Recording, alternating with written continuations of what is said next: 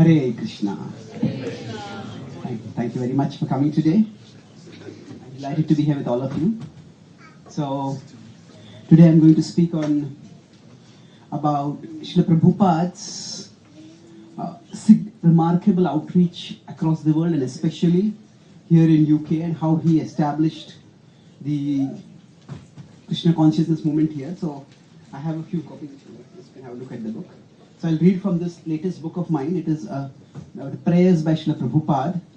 When Srila Prabhupada started on his journey to America, at the age of 69, he composed a song called the Markine Bhagavad Dharma. So, in that song, he expressed his heart about how he was going to do this extraordinary task of trying to share spiritual wisdom with the world. So, in that context, can you see this before? Yes. So, in this book, what I have done, I have taken each verse from Prabhupada's prayer, and then we have a picture of Prabhupada and one of the temples that were inspired by him. And in each of those verses, I have translated into English poetry, and then we have a reflection, a prayer inspired by that prayer. How we ourselves can internalize Prabhupada's mood, and when we face challenges in our life, and when we face challenges in the responsibilities we are called on to do, so at that time, how we can take inspiration, that's what we will discuss. So we'll discuss one or two of those prayers, and I'll request different devotees to read some sections from it. So we'll recite some of the verses, and then we'll read one of the prayers. So if you're comfortable, you could repeat after me. अखिल जगत गुरु बचन से हमारा,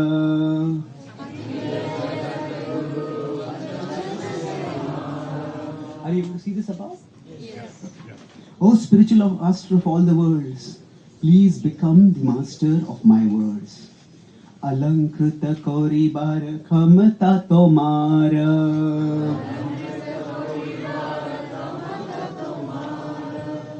You have the power unsurpassable to make my words understandable.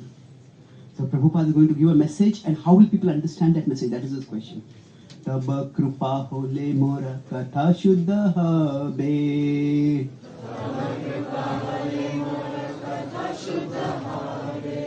Your mercy, O Lord, alone can, O Lord, ensure that my words become potent and pure.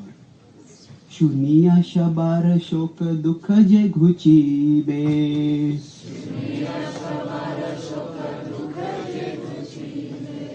Hearing your message will remove their lamentation.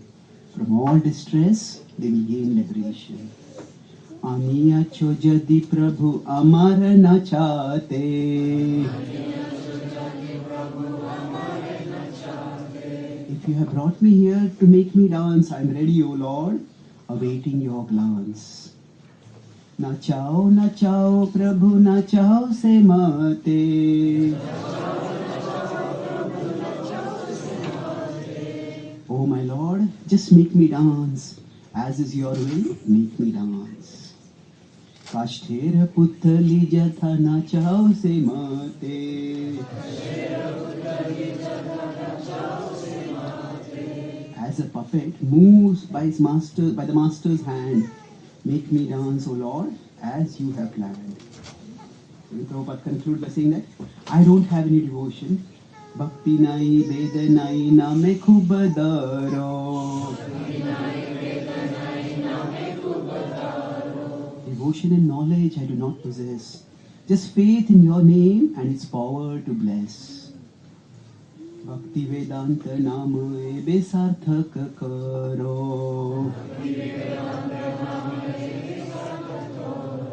Now make the name Bhakti Vedanta shine, fulfilling its purpose by your will divine. So, let's look at one of these prayers. If you like, you could repeat after me. My dear Lord, let your trust in me. Lift my trust in me.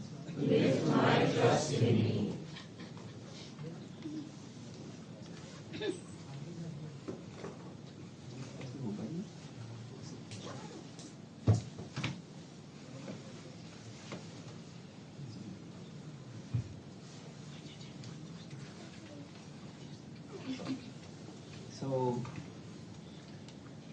if you see Srila Prabhupada, he started on the journey to share Krishna consciousness in 1965 when he came to America.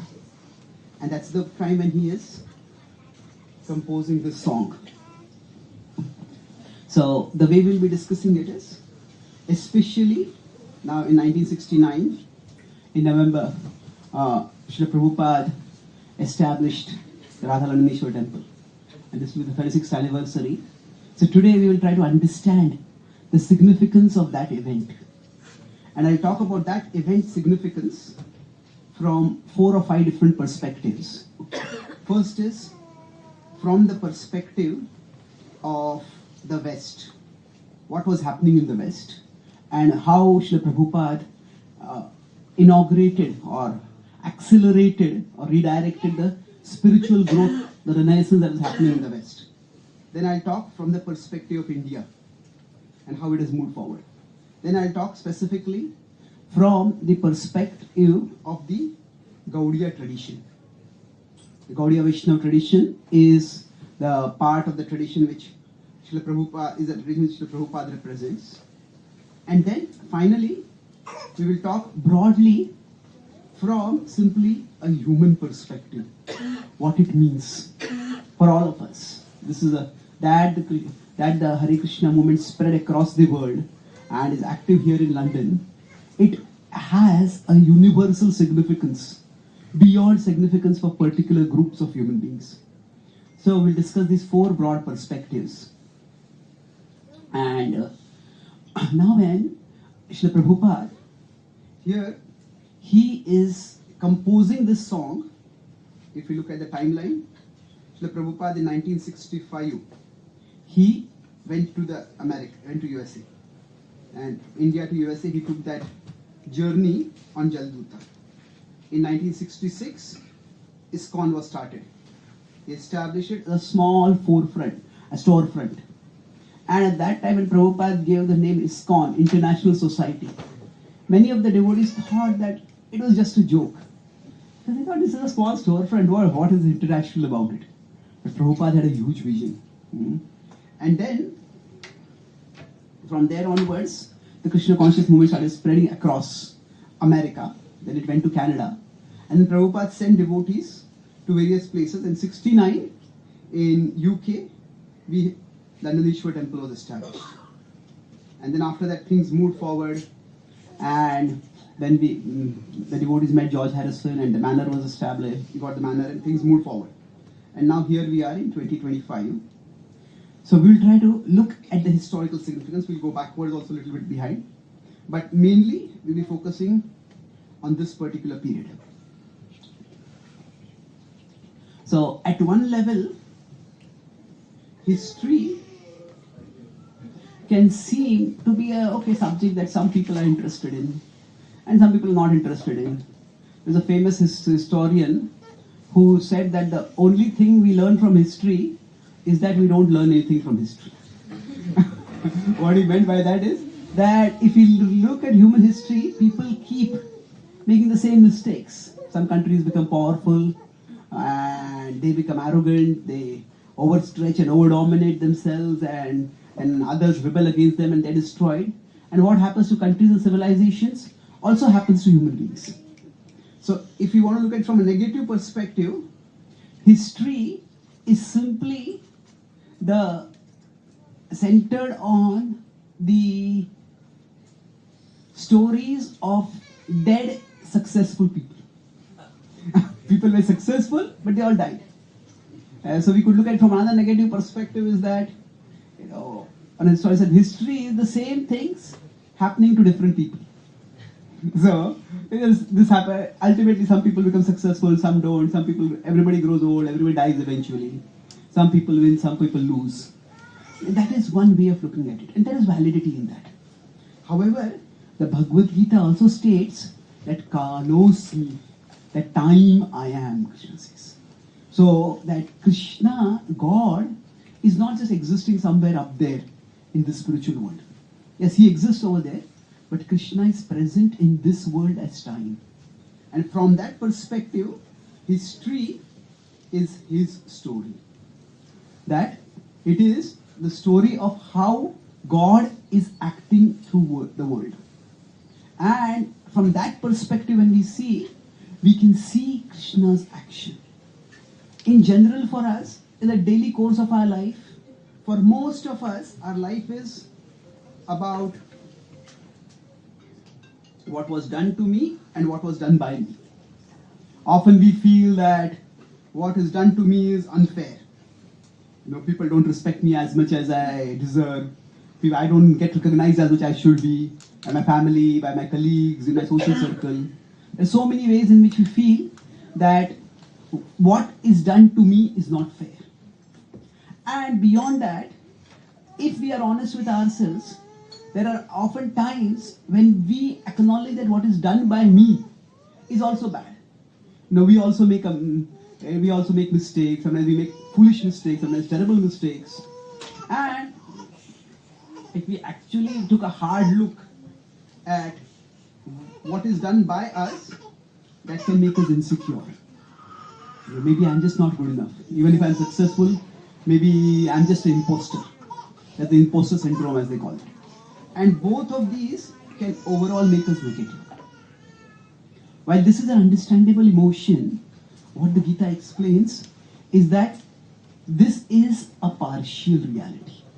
While this is true, but everything that happens in the world, above the world is Krishna, but Krishna isn't just above the world. Actually, Krishna contains the whole world. Everything acts within his will. Maya tatamidam sarvam jagadavyaktamurtina matsthani sarva bhutani nachaham teshvavastitaha. By me everything is pervaded. So what that means is, what is done to me is a part of God's plan. It is God filtered. It doesn't necessarily mean that Krishna wanted that thing to happen to me, but it wouldn't have happened unless Krishna allowed it to happen.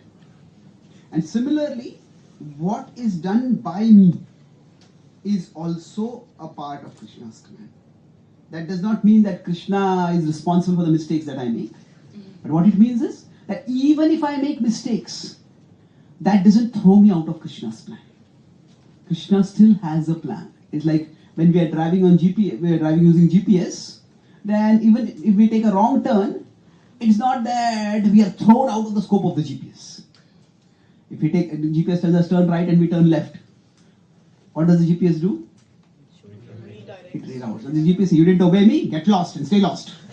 I won't guide you anymore. So GPS never does that. So Krishna is the ultimate GPS. We are all within God's positioning system. And now we may not always be able to see it, but great saintly people are able to see it. They are able to see it much more than what we can. And therefore, when we see their lives from this perspective, we start understanding how God is not just a reality to be achieved in the future. Some people may not believe in God. Even those who believe in God think that, okay, I am not pure right now, and I practice my spirituality, I become purified, and one day I will reach God at the end. And yes, there is truth to that understanding.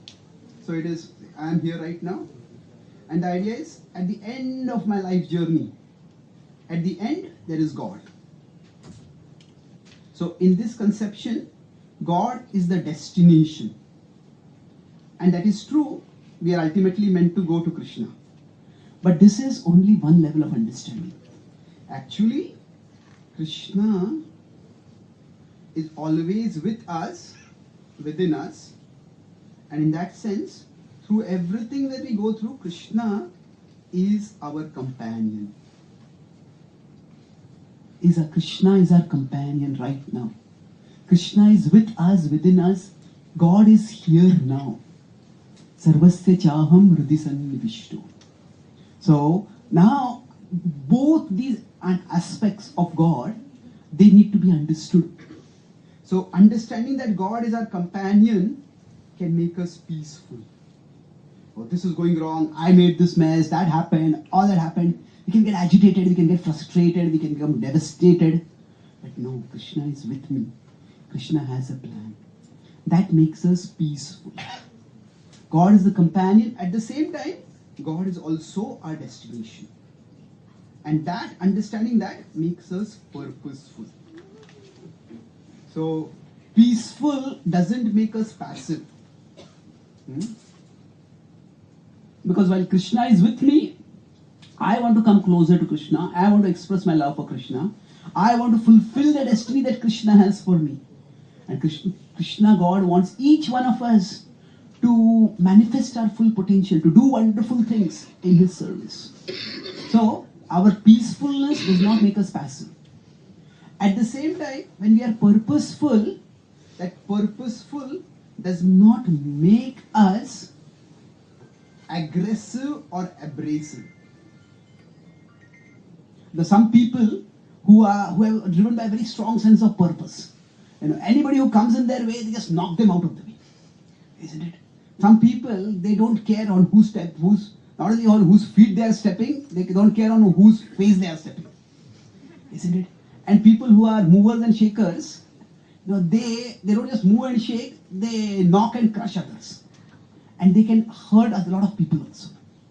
So being purposeful often makes us feel that the present situation is so intolerable that I can't live with this. And when we are acting from that place, we will always be filled with negativity.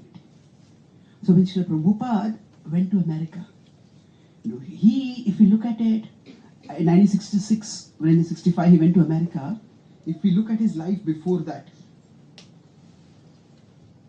in 1965 he's in America. 1922 he met his spiritual master. Now from that time onwards, he had been trying in many different ways to share Krishna Bhakti. But he did not have had much success. He had tried to start a temple in Jhansi, it had not worked. He had tried to run a magazine, Back to Godhead, it had not worked. He had tried to work with his God brothers, but they had been a little alarmed by his expansive vision. And they felt that he would become bigger than them. That's why they tried to clip his wings. Then he wrote the Bhagavatam, and that was published and that was appreciated even by the Prime Minister and the President of India. But it was more like a cultural appreciation than a spiritual dedication. Yeah, nice that you wrote this book. Every All Indian library should take the book, and we should have it. There's nobody really interested in following. So, we could have said, Prabhupada had a whole life of effort. Huge effort he had throughout his life. But practically, if not zero, it was tiny success.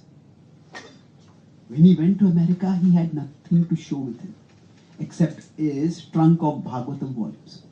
Now normally, if somebody has put in a huge amount of effort to do something and there's nothing to show, we can go in two ways. One is, the normal human reaction would be that we can become bitter about the world. Why are people not recognizing what I'm doing? Or we can become insecure about ourselves. That maybe what I'm doing is not right. Maybe I'm not capable of doing this. Maybe this is not going to work out okay. But when Prabhupada was in America, he was an unknown Swami walking on the streets of New York. At that time, there was those who met him. They found that he was just so happy, so peaceful, so happy, speaking about Krishna, singing about Krishna, writing about Krishna, cooking for Krishna. And he had a great vision, but it was not a great vision because it was not fulfilled, he was bitter. So, this is the remarkable characteristic of Srila Prabhupada, that he was always happy with Krishna. Now, he wanted others to also be happy with Krishna. But if that was not happening, he was never bitter because of that. He was always happy.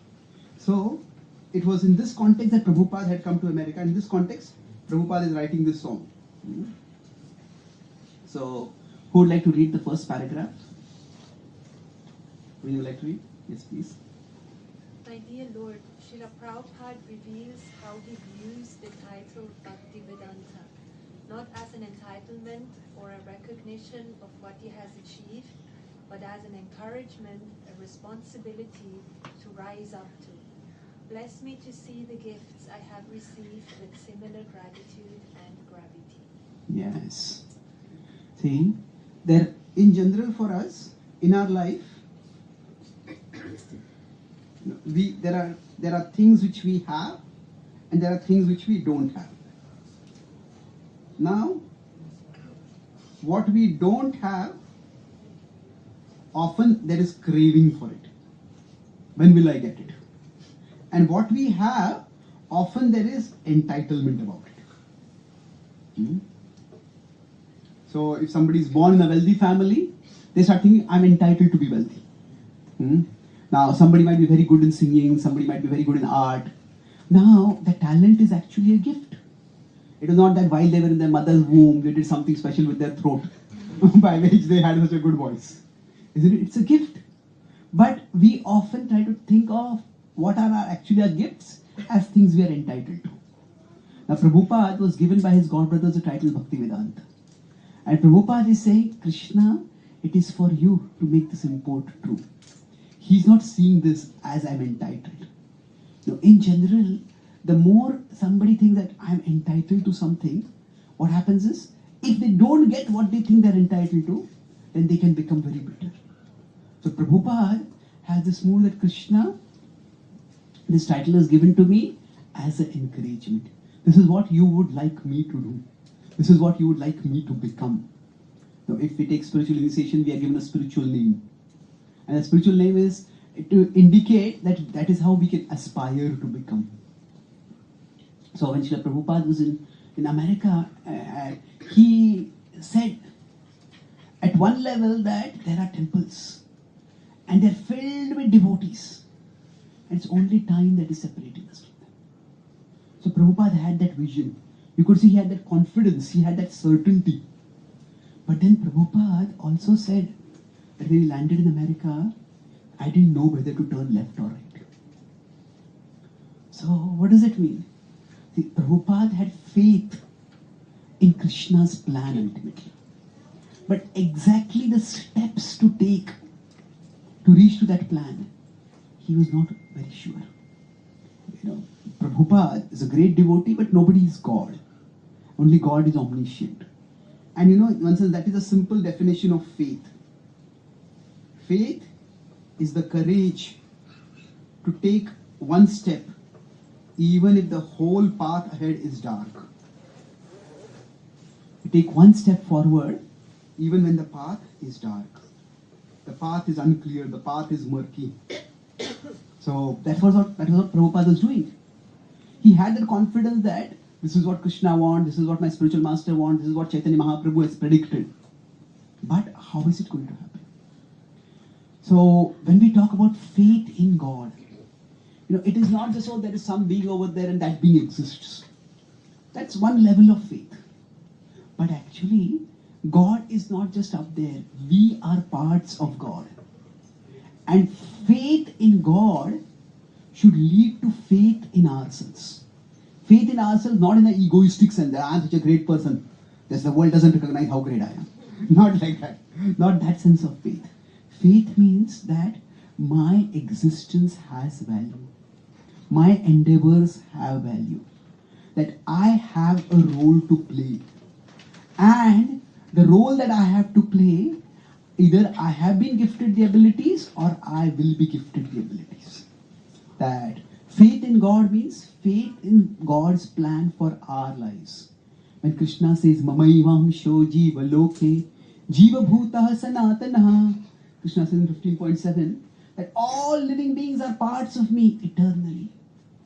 What that means practically is that if we are always parts of Krishna, that means we will always have a part in Krishna's plan.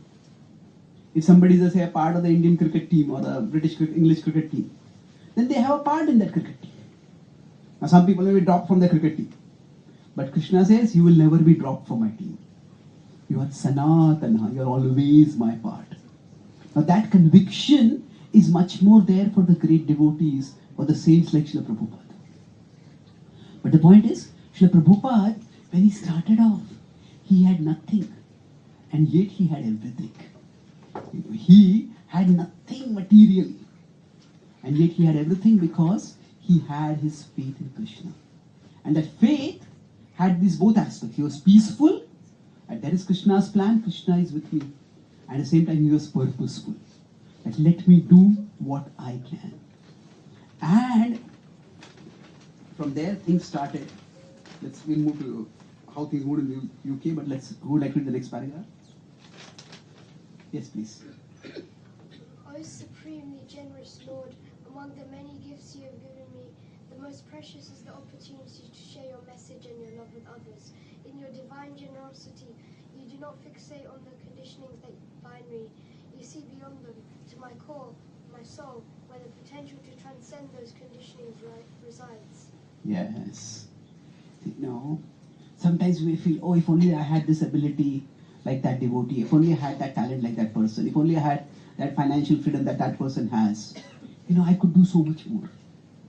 Yes, that's one way to look at things. But another way is to understand that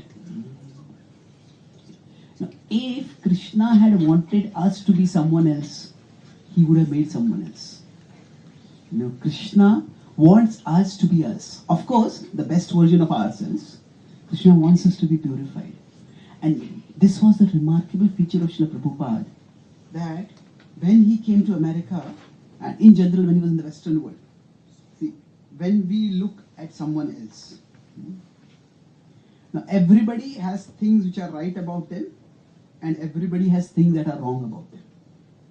Now, depending on each person's nature, they may look at what is right, or they may look at what is wrong.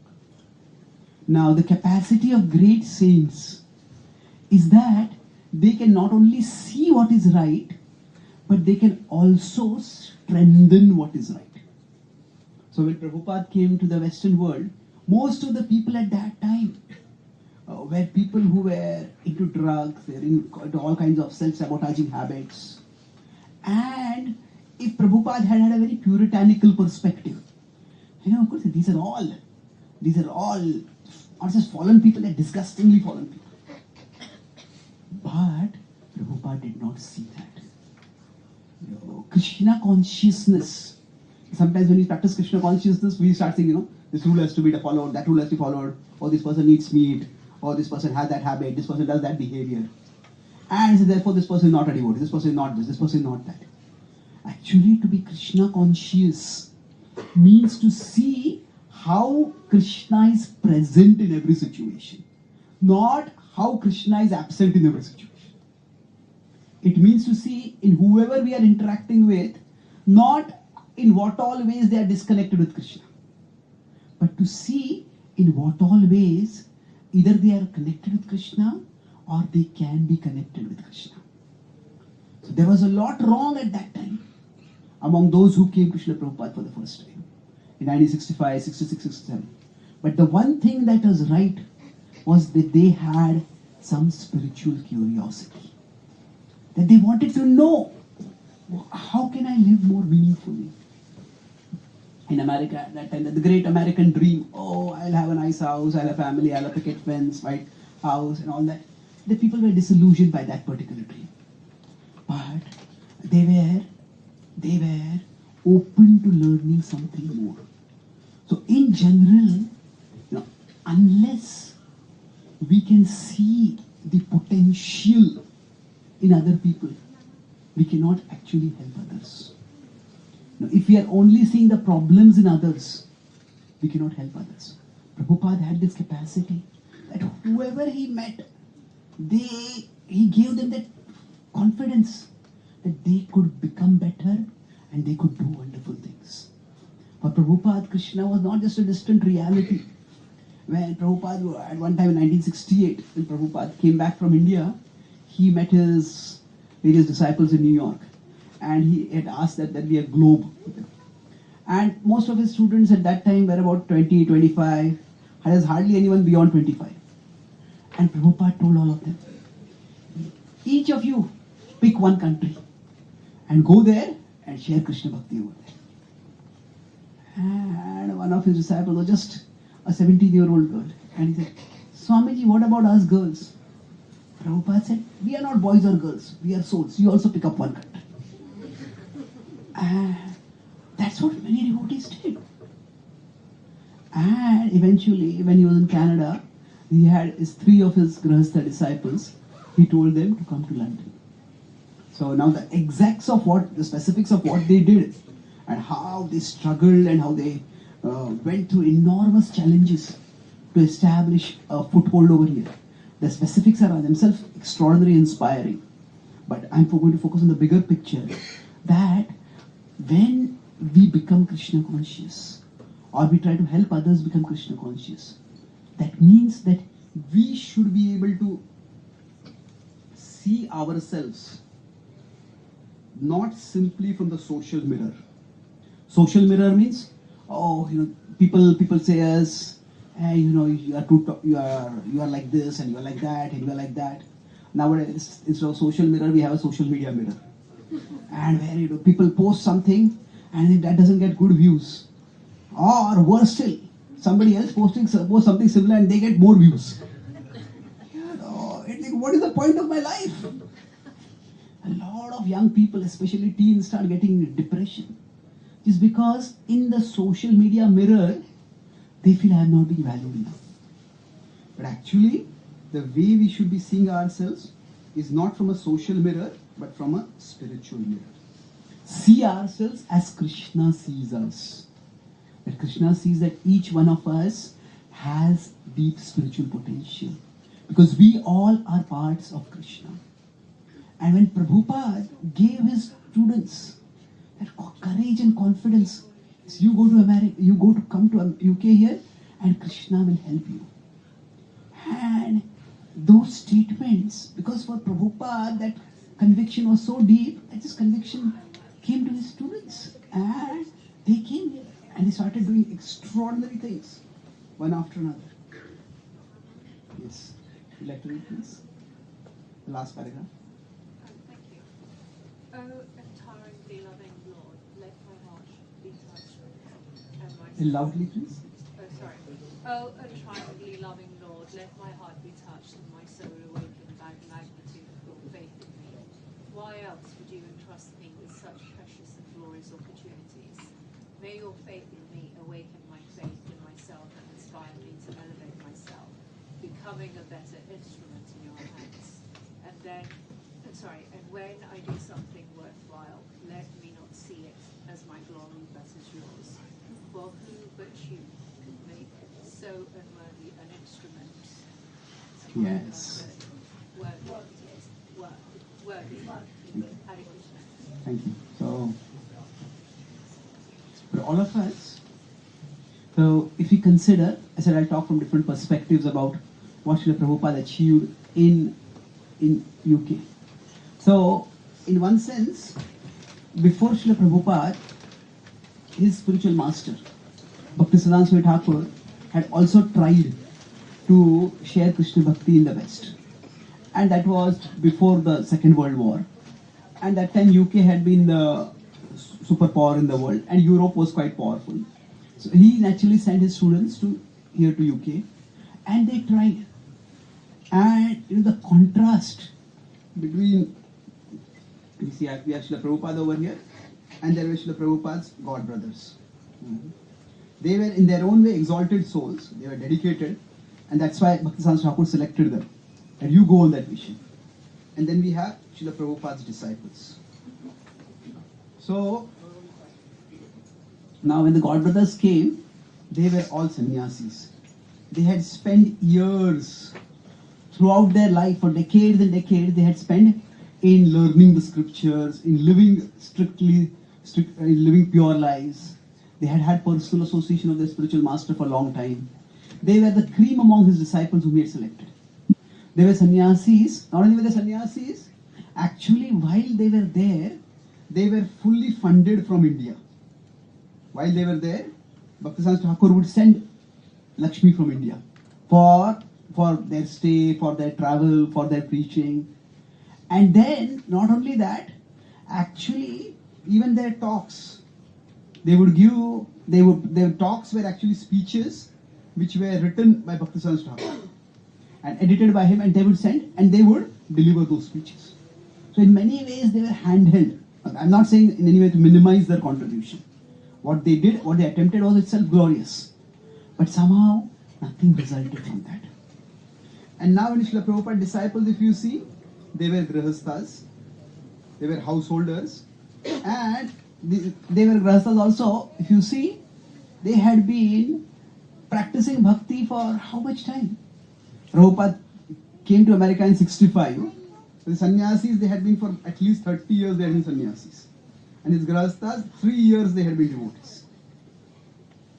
And not only that, Prabhupada, they had zero funding. Prabhupada just encouraged them to go to America, come from North America here, and they came in different ways. And they had zero funding, and the Prabhupada was not hand-holding them. They didn't even have like forums where they would give talks. Just spontaneously, whoever they would meet, they would talk, and they were just so inspired. Now, the point I'm making is not here that these grahasthas were better than the sannyasis. That we don't want to compare in that way. But the point I'm making is, Krishna can use even the unlikeliest of instruments. Krishna, sometimes we may think, oh, I have this conditioning, I cannot do this, I cannot do that. But sometimes our own limitations, rather our conception of our limitations is what blocks Krishna from using us. See, Krishna can do glorious things through anyone, but we need to be willing. And the last prayers where Prabhupada is saying, Nachao, nachao, Prabhu, nachao se mate. Please make me dance, O Lord. So in terms of the legacy of Srila Prabhupada, what Prabhupada achieved was, when he came eventually to here to UK and he inaugurated London Ishwar temple and then the banner came up, Prabhupada was immensely pleased, not only because of the success that was achieved, but by whom the success was achieved. That Prabhupada didn't want to just come to start one or two temples or just to be celebrated as such a big guru. He wanted a movement that would go on for generation after generation. And he wanted devotees to take up responsibilities. When Srila Prabhupada was asked toward the end of his manifest Leela, who would be his successors? Prabhupada replied, whoever wants to. He didn't mean that there should be a free-for-all fight between everyone. He said the successors are basically those who will come forward and take responsibility. Prabhupada himself said that at one time, he said, I have inherited the legacy of my spiritual master. Now what does that mean?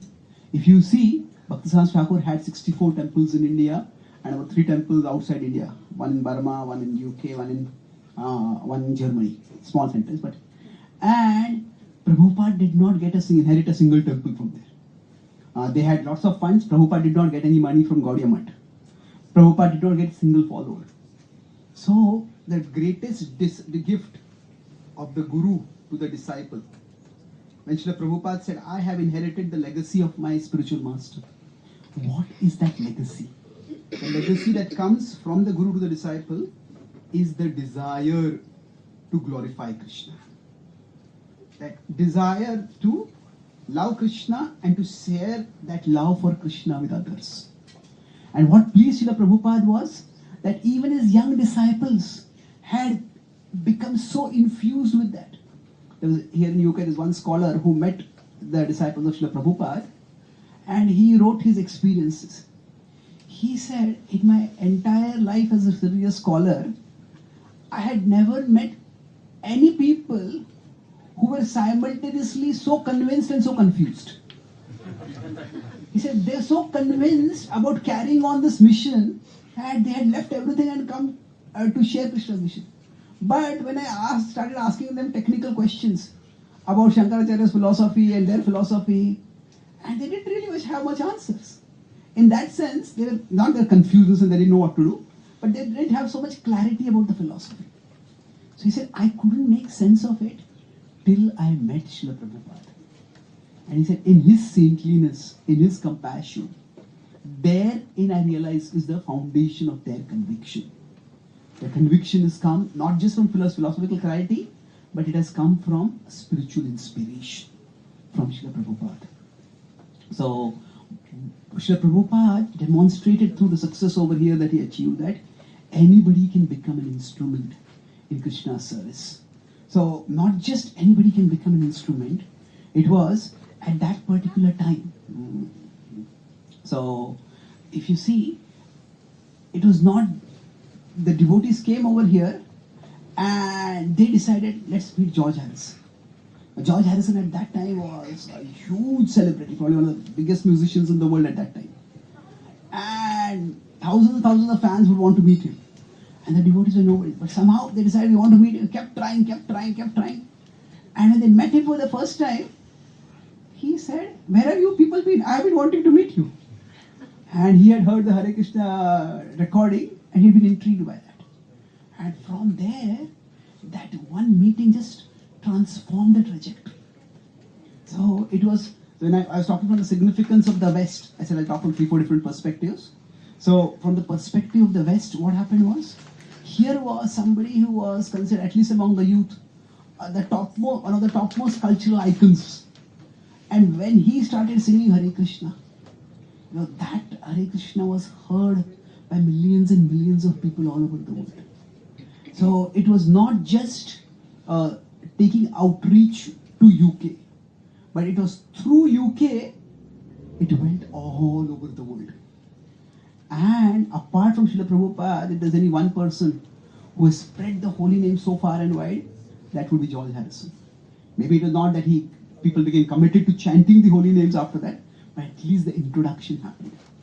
So it was a watershed moment in the spiritualization of not just the fringe culture.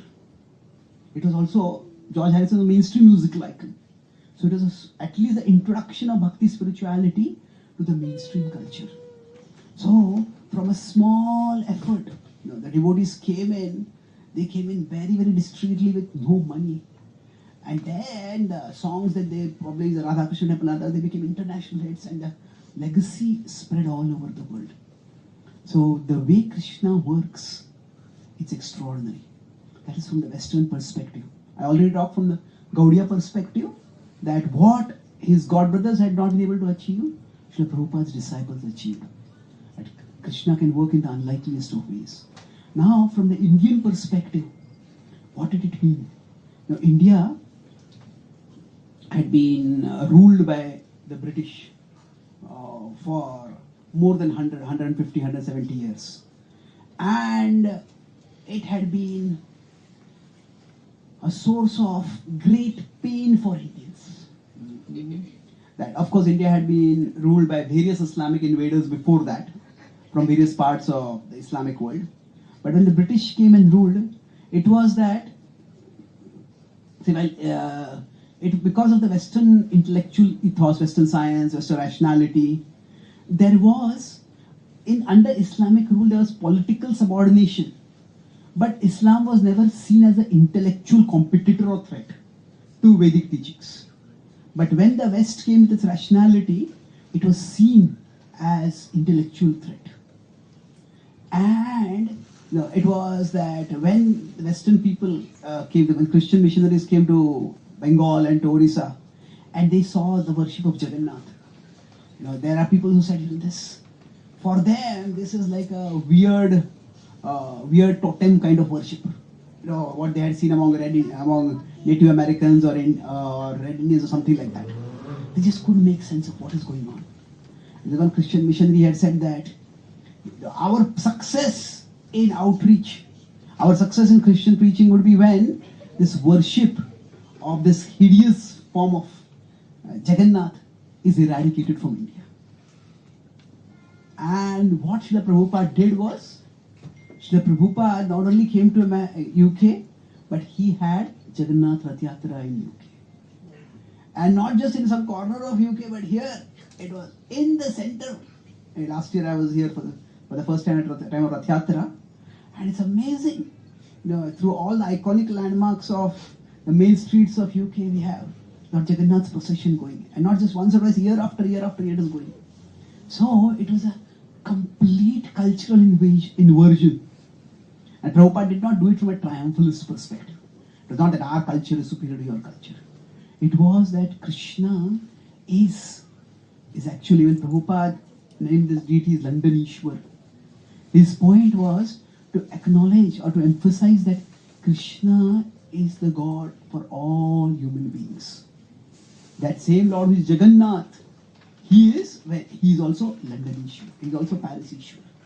So that culture which had been derided by the British colonialists, that culture came to here. And it was taken up not just by Indians over here, but the local people also took it up. That was an unprecedented cultural, I would say, a reassertion of cultural confidence. And that led to even greater success in India for Srila Prabhupada. And the last point I'll make is from a human perspective. Now, Srila Prabhupada, when he was in Australia, and he was once asked, if one old lady asked him, Swamiji, will you pray for me? And Prabhupada said, I'm always praying for you. Now, if I was not praying, why would I have come? I come here, traveling across the oceans. Prabhupada's mission was not simply to convert people to join a particular religion. It was to help everyone. One of the verses in this song is Shunya Sabara Yoka Dukha Je Guchibe. That when we understand our soul and our soul's longing for endless love, we understand how it can be fulfilled in loving Krishna, then this is something which every human heart is essentially longing for. Some know it, some don't know it. But when we are trying to share Krishna Bhakti, our focus is not simply on how many books we distribute, how many people get initiated, how much funds we raise. Those are partial pointers to the success of what we are trying to do. But Prabhupada himself said that if one person becomes a pure devotee of Krishna, that he would consider the success of his mission. What does that mean? That for all of us, our love is misdirected towards so many temporary and sometimes even trivial things, and we get caught in those things. But Prabhupada has given us that opportunity to redirect our love towards Krishna. And therein, we can not only find happiness ourselves, but each one of us can find happiness in serving Krishna and sharing that happiness with others. The best metaphor to understand this is that each one of us is like a river. Krishna is like the ocean. Now we are like the river. We are meant to flow toward the ocean. Ultimately, we have to reach Krishna.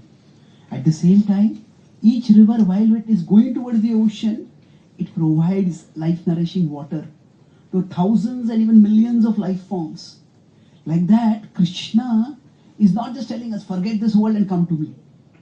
Krishna wants us to act in this world, to make a positive difference through our life journey, in our family, in our community, in our country, and in our world at large. Now, how much of an impact we will have, that is up to Krishna. That we don't know. We may, following Srila Prabhupada's example, we may try to share Krishna Bhakti, and maybe one person will hear us. Or maybe 10 people will hear us. Maybe 1,000 people will hear us. We don't know that, what it will be. But in the attempt to share Krishna with others, it is our heart will be offered to Krishna. It is our heart that will come closer to Krishna. And if that happens, that will be our success. So when we talk about Bhakti, Bhakti is essentially about offering. We are trying to offer what? We want to offer our world to Krishna. World means I want to make my family into devotees, I want to make my friends into devotees. We want to offer our world to Krishna. But just as important is to offer our heart to Krishna. That our own heart should be filled with love for Krishna. So based on this, we can have 4 quadrants where we have offered the world to Krishna, but our heart is not offered, where nothing is offered. where our heart is offered but the world is not offered. And both the heart and the world are offered. Now, if our nothing is offered, then we will be bitter. Like I talked about, we will be bitter, insecure. We will be basically very negative in our life. That's the materialistic, godless life. If we are offering the world to Krishna, I'm doing this, I'm doing that, I'm doing that, but if our own heart is not offered to Krishna. So if I am speaking about Krishna right now, but if I am not myself attracted to Krishna, then all that I'll be seeing is how many people will praise me after my class. See it? So my heart is not offered to Krishna. Here we will become, if we are offering nothing, we will just be filled with, we will be resentful. If we are offering the world to Krishna, but not our heart to Krishna, will become prideful. And if we are not able to offer the world, we will go down towards being resentful. That if we are able to offer our heart to Krishna, but not the world to Krishna, because our heart is with Krishna, we will be graceful. This was Srila Prabhupada's situation from 1922 to almost 1968, you can say. 1965 he came to America, 1966 he started ISKCON, but till 1968 there was not a significant amount of success. Now, if we are able to offer our heart and our world both to Krishna, then we will be grateful. We will be grateful because Krishna is using us as an instrument. And this was Srila Prabhupada's situation from 1968 to 77.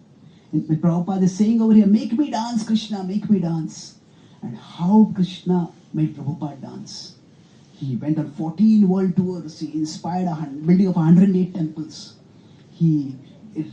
On his writing, based on his writing, 70 books were published. Thousands and even millions of people became inspired towards Krishna Bhakti. And then Prabhupada Krishna had probably one of the most difficult lessons taught through Srila Prabhupada. The one project for which Srila Prabhupada worked more than on any other project was the Juhu temple. Those of you who have read some of the stories, Prabhupada literally had to fight, not just metaphorically. The devotees were attacked over there. There were thugs who attacked. And Prabhupada wrote one letter where he said to one of his life members, one of his supporters, that if this person wants to steal Krishna's land, he will have to go over my dead body.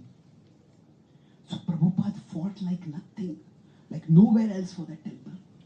And yet, if we see what happened, that Srila Prabhupada, he departed on November 14, 1977. And the temple in Juhu, it was inaugurated on January 14, 1978. Just 2 months after Srila Prabhupada departed. Now Prabhupada could have said to Krishna, Krishna, just let me live for a couple of more months. Let me see this temple getting inaugurated. I've done so much for you. But when Prabhupada was asked just a few days before his departure, do you have any last desires? And Prabhupada replied, Kuch ichha nahi. I have no desire. Prabhupada saw that he's an instrument of Krishna and Krishna has used him. And this mission is not his mission, it is Krishna's mission. And Krishna will carry it on. And that's how, in the last years of his life, Prabhupada was not necessarily able to offer the temple to Krishna, the Juhu temple. But Prabhupada was still peaceful. Prabhupada was not resentful. Prabhupada was not agitated. Prabhupada accepted. So Krishna taught this extraordinarily difficult lesson through Prabhupada. Both through the many long years of his life initially, where despite his unprecedented hard work, there was no success. And then at the end of his life, just when the crowning success was about to come, Krishna took Srila Prabhupada back to him. And Prabhupada was graceful in accepting that. Prabhupada demonstrated through his example, or Krishna demonstrated through Prabhupada's example, that while we can have a strong desire to share Krishna Bhakti with others, to offer the world to Krishna, that desire to offer the world to Krishna should not dominate us so much that we forget to offer our heart to Krishna. Right? Ultimately, if we have Krishna, we have everything. And Prabhupada's life story including how he established Krishna consciousness over here in London. That is inspiring simply from a human perspective also. That many people may or may not appreciate Prabhupada's teachings. They are philosophical and people may or may not connect with them. But Prabhupada's life story, just seen from a human interest perspective, the idea that a person at the age of 70 would do something so remarkable. And that is an extraordinary story. And Prabhupada demonstrates what the life of a saint, whose life is devoted only to Krishna, is. And it's that Srila Prabhupada who has given us Krishna consciousness, who has given us not just the opportunity to relish Krishna consciousness ourselves, but to share that with others. And that is being done so wonderfully here in London, decade after decade. And especially in the last few years, so many devotees are coming up and the programs are expanding. So every one of us has an opportunity to be a part of this ongoing legacy in bringing our heart closer to Krishna and bringing our corner of the world closer to Krishna. So, I'll quickly summarize what I discussed. I was talking about Srila Prabhupada's legacy and the UK Yatra, the London Yatra, Landaneshwar. That is a broad topic I discussed. I started by talking about how history can be seen negatively, that it is just a story of same thing happening to different people, of all people succeeding and dying, humans learning nothing. But history can be seen also as his story. It is Krishna teaching timeless truths through the medium of history. And from that perspective, what Srila Prabhupada achieved, that is basically the example of a human-divine partnership. That how we humans can become instruments in the hands of Krishna. Faith in Krishna should also increase our faith in ourselves. Not in the sense of arrogance, but in the sense of that my life also has meaning. My life also has value. And let me be a part of Krishna's plan. And Prabhupada was able to have this vision. So then I discussed about Srila Prabhupada's life, and specifically how when Srila Prabhupada came to America, he had nothing to show. We discussed these two visions of Krishna consciousness, that Krishna is at the end of our journey, that God is here as the destination, but God is also with us as our companion. So understanding that Krishna is with us makes us peaceful. And understanding that Krishna is in our future makes us purposeful. So even when Prabhupada was all alone with nothing, still he was peaceful. He was that Krishna is with me here right now. And Krishna wants to use me, he will use me. We discussed also about how Srila Prabhupada, when he met others, rather than seeing the negatives, Prabhupada saw the positives. Srila Prabhupada with his Western disciples, what did he see? He did not see all the cultural conditioning and the cultural baggage and the bad habits that they had. He saw that they had curiosity. And he fanned that curiosity. And he encouraged and empowered them. And each one of them did extraordinary things. So, I discussed the UK Yatra from 4 different perspectives. One was from the perspective of the Gaudiya tradition, that how anyone can be an instrument. That what Prabhupada's sannyasi godbrothers could not achieve, Prabhupada's Grihastha disciples achieved. What they could not achieve after 30 years of being sannyasis, Prabhupada's disciples in 3 years of being Grihastha devotees they achieved. Then we talked from a Western perspective, that it was George Harrison was the biggest cultural icon. He became a devotee and Hare Krishna became a part of the mainstream cultural scene because of that. So not only did Prabhupada come to London or come to UK, but from there it went all over the world. Then from an Indian perspective, that was a very significant thing. That was a cultural inversion. That the West had thought, the UK, the missionaries had thought that we will eliminate Jagannath worship from India. But what happened was Jagannath came here. And Jagannath Yatra started being celebrated in London. And then from a human perspective itself, we saw that each one of us, there is untapped potential within us. All of us are parts of God, and we all have parts in God's plan. And what Srila Prabhupada achieved is remarkable. And then we talked about the Guru's legacy to the disciple. Guru's to the student is what? the desire to glorify Krishna. It is not necessarily success in glorifying Krishna, it is just the desire to glorify Krishna. If that is there, that itself will bring our heart closer to Krishna. That itself will enrich us with Krishna Bhakti. And we discussed Srila Prabhupada's own life. Devotion means offering. Bhakti means we want to offer to our Lord. So what do we offer to our Lord? We want to offer our world, or our corner of the world, and we want to offer our heart. So there could be 4 quadrants. If you are offering neither, we will just be resentful. And that's how most people live today, thinking that this is wrong and that is wrong and people are treating me wrong. If you are able to offer the world but not the heart, we'll be prideful.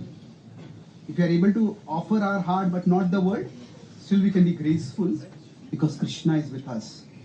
And if you are able to offer the world, we will be grateful. So Srila Prabhupada from 1922 to 1968, even when he had very little success, he was always graceful.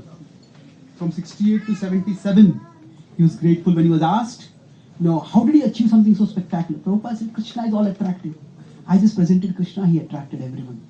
And then Prabhupada's great saintliness was in 77, when the crowning achievement of his life, so close to him, and Krishna took him away. Prabhupada gracefully accepted that. Prabhupada showed through his life that we may want to do wonderful things for Krishna, but if Krishna doesn't want to use us as an instrument, to have Krishna with us, that itself is the greatest enrichment for us. So let us pray to Srila Prabhupada that his example can inspire all of us, that our life can also get sublime meaning by being engaged in the service of Krishna through the mission that he has given us. May our faith in Krishna increase our faith in ourselves. Let's repeat this. My dear Lord, let your trust in me, lift my trust in me.